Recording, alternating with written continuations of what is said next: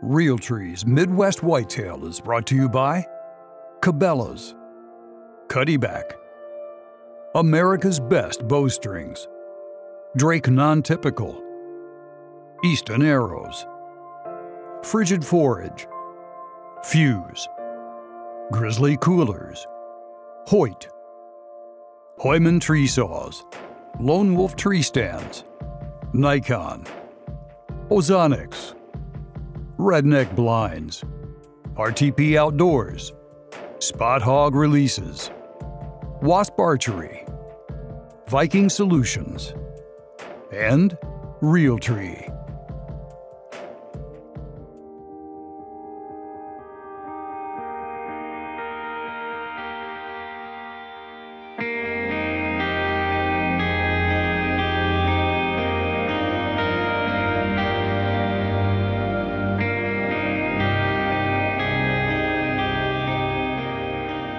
We're setting up the Redneck Soft Side over Autumn Quick Plot, and it's very good for youth season because it's got the mesh and a nice airflow comes through it.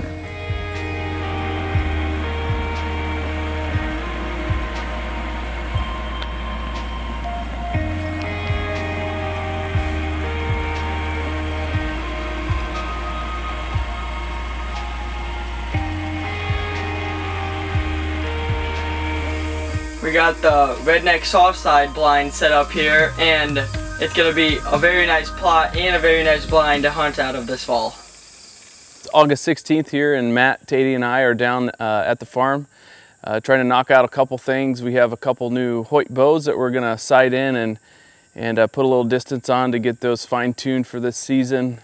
We've had trail cameras out here on the farm for about 30 days, and we're going to go check those and just see what's starting to show up here in August. And the third thing is checking on our corn plot that we have in, about an acre or so of corn that we planted this year. That's our first year of planting corn. And then we'd like to talk a little bit about the deer that we had an encounter with last year that hopefully we're gonna see again this year that made it through.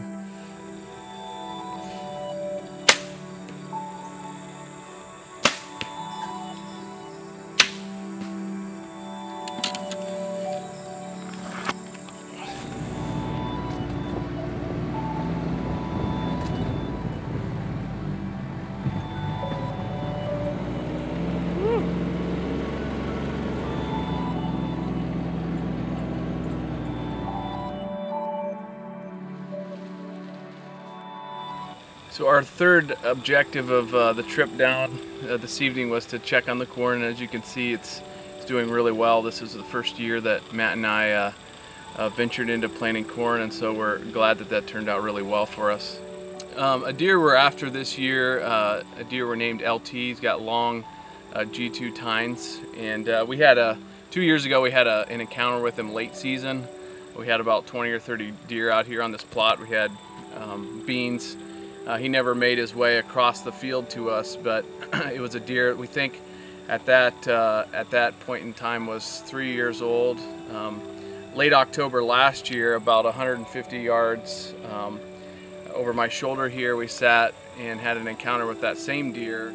We also got in, we rolled trail cameras through March, and he showed up with both sides March 2nd or March 3rd, so we know that he is survived the winter, and hopefully he'll show back up for us starting this year.